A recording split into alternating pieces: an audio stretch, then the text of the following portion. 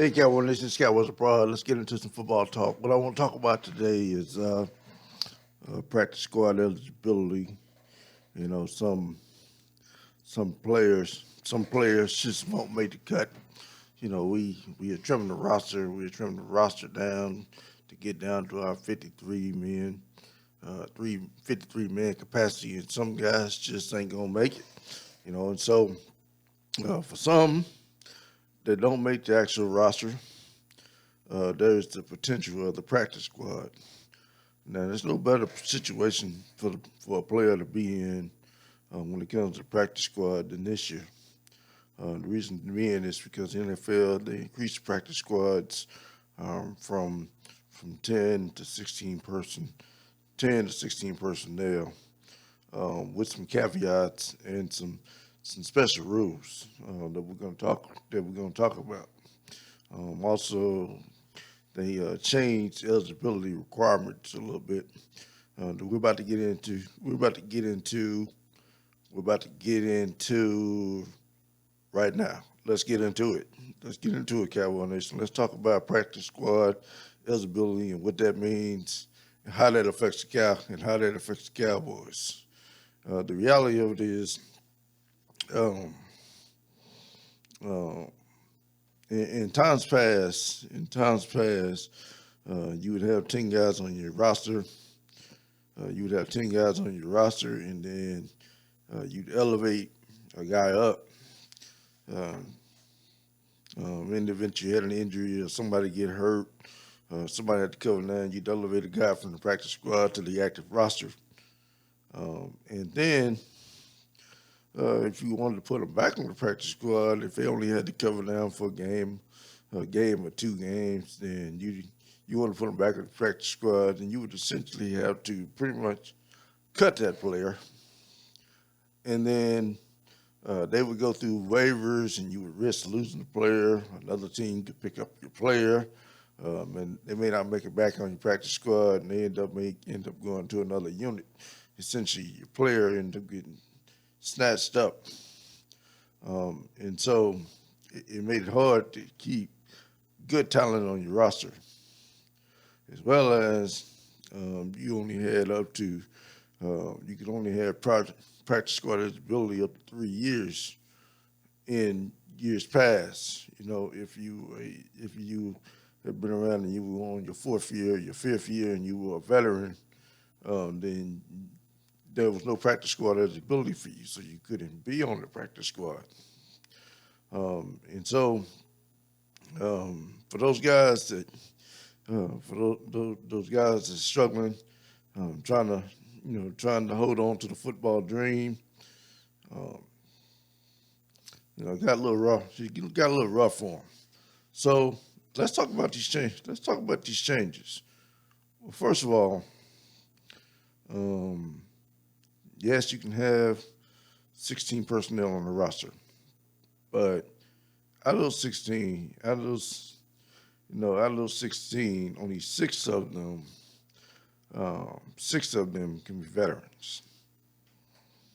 Um, Six of them can be veterans. When I say veterans, I don't mean veteran in the sense of this is your second year, third year. When I'm saying veteran, in this case, it means you've exceeded your 3 year limit. You're on year four, year five, year six. I mean, you are a true veteran, and you happen to be on a practice squad for some reason. Um, then Cowboys could keep up to six veterans on their roster. Um, and out of those six rosters, four of those veterans could be pretty much frozen. Um, frozen to where other teams can't snatch them off the practice squad. They're on your team. They're on your team, and they can't be taken. And so that is a good thing um, for the team. For the team, and another thing is when you elevate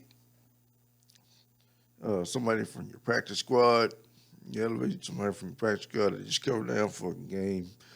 Um, this year, um, they can play up to 2 games without having to go through the regular process of being cut and having to go through waivers and potentially being claimed and all that kind of stuff. They could just play up to a game or two. So if you got somebody just covering down for a nagging injury for a game or two, then for a maximum 2 games, they go play the game, come back, and still be under their practice squad contract. Practice squad contract. What is a practice squad? What do you mean practice squad contract? It's just a good thing, bad thing, good thing, bad thing. Well, um, it's like this. On a practice squad, um, it's $8,400 a week. I said it again, $8,400 a week for a player that's under 3 years. And that equates to $132,000 a year. Um, to me, that's solid money, good money. That's a six-figure income. And that's not exactly living in the poorhouse. Maybe it ain't on NFL money level, but certainly a good solid job being in the practice squad, making $8,400 a week. And if you got over 3 years of eligibility, then that price goes up to $192,000 a year, almost 200 grand, $12,000 per week that you would be on the practice squad. So having made the practice squad, don't feel too bad for these guys. These guys are good. These kids getting paid pretty decent money to be practice squad players. So that is what it is. That is what it is.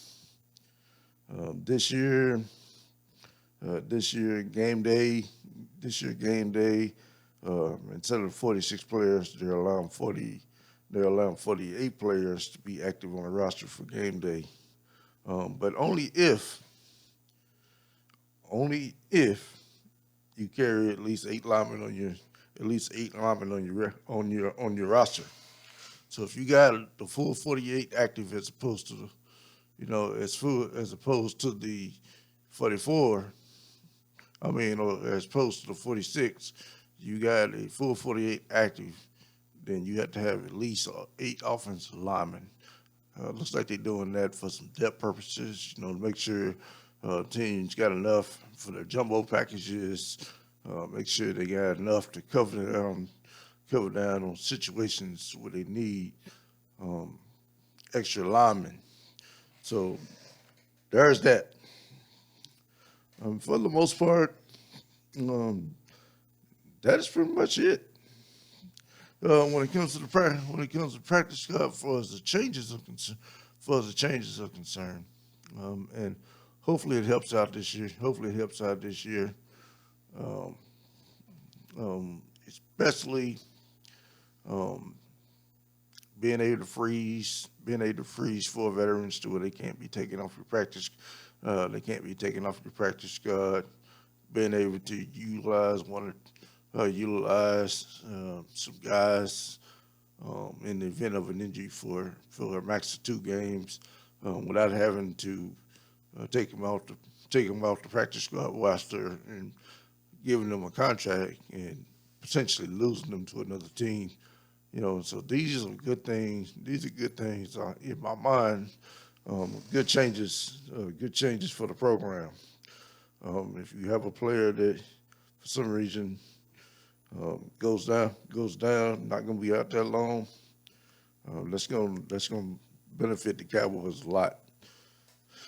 Um, so it is what it is. Now the guy I'm wearing on my shirt. Ha ha Clinton Dix. Um, Ha ha Clinton Dix. Shout out to him. The guy whose number I'm wearing on my shirt. This ain't a Ha ha Clinton Dix jersey. This is an old Jordan Lewis jersey, but his number, Clark Clinton Dix number, was 27 for a small period of time. Um, no longer on our roster, you already know that Cowboy. You already know that Cowboy Nation. I don't have to tell you that. That's old news. That's old news. The thing I would say, and the reason I bring it up is, um, we got to stop this.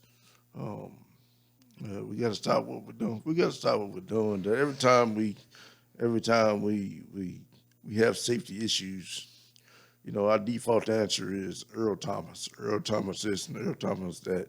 Me included, I've been guilty of it. I've been guilty of it myself. In times past. In times past, um, but it just could be.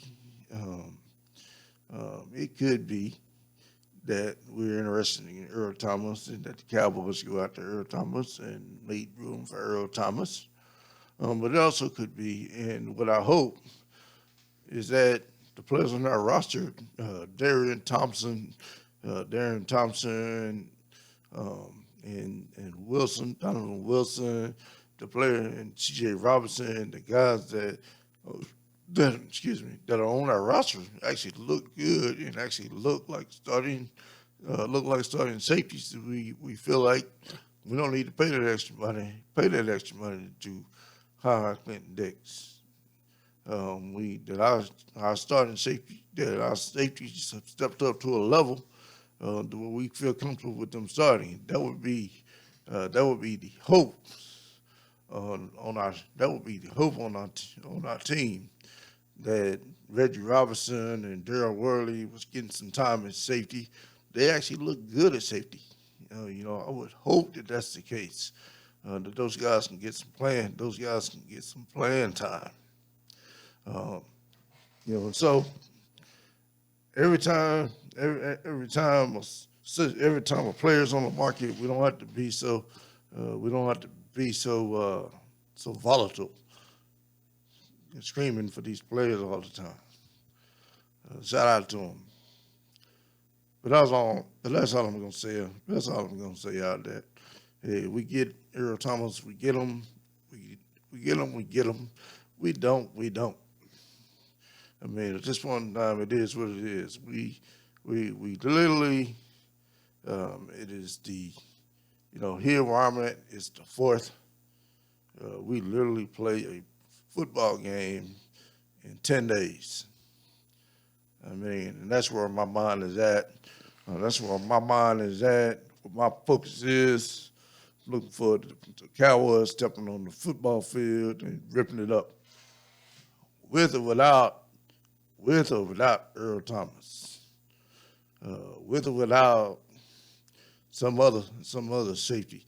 If we got to roll what we got on the roster right now, um, I am now okay with that. Um, there was a time when I wasn't, but now uh, we put ourselves in different positions. We improved other areas of our team to make that position an operational risk that we could accept and live with and be just fine. I.e., creating a better defensive line, getting the LVE back. And linebacker play improvement, and defensive line pressure with Alden Smith and Griffin and D-Law on the line. And so limiting limiting the amount of time that the QB's got time to process and throw the ball, can also be, a mitigating factor when you don't have as strong safety play.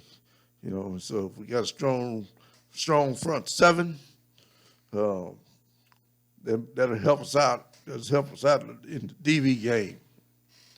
So I'm okay right now.